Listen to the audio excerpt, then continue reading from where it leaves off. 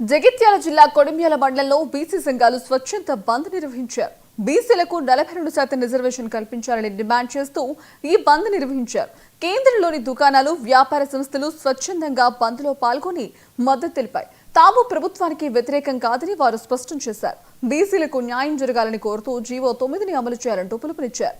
రిజర్వేషన్లు అమలు చేయకుంటే రాష్ట్ర వ్యాప్తంగా ఆందోళనలు చేస్తామని హెచ్చరించారు. ఇక బీసీల న్యాయ పోరాటం కొడిమ్యాల నుంచే మొదలైందంటూ బీసీ సంఘాల నాయకులు వ్యాఖ్యానించారు.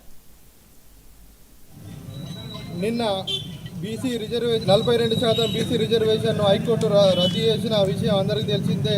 హైకోర్టుకు విరుద్ధంగా కాదు, మేము ఈ ప్రభుత్వాలు హైకోర్టు స్టే విధించింది.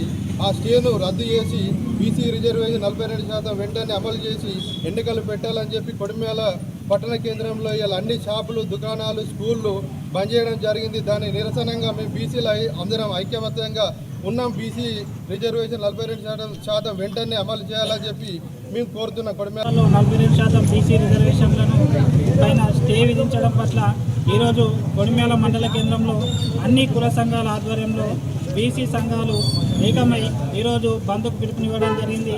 ఈ బంద్ ముఖ్య ఉద్దేశం ఏంటంటే మాకు స్థానిక సంస్థల్లో 42% రిజర్వేషన్లు ఖచ్చితంగా కల్పించాలని, అదేవిధంగా ఆ 42% రిజర్వేషన్లతోనే స్థానిక ఎన్నికలు నిర్వహించాలని మేము ప్రభుత్వాన్ని డిమాండ్ చేస్తున్నాం.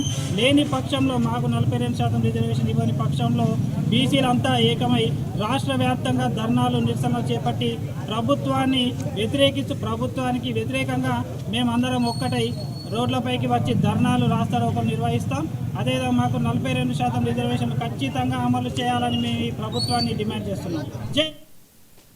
నల్గొండ జిల్లా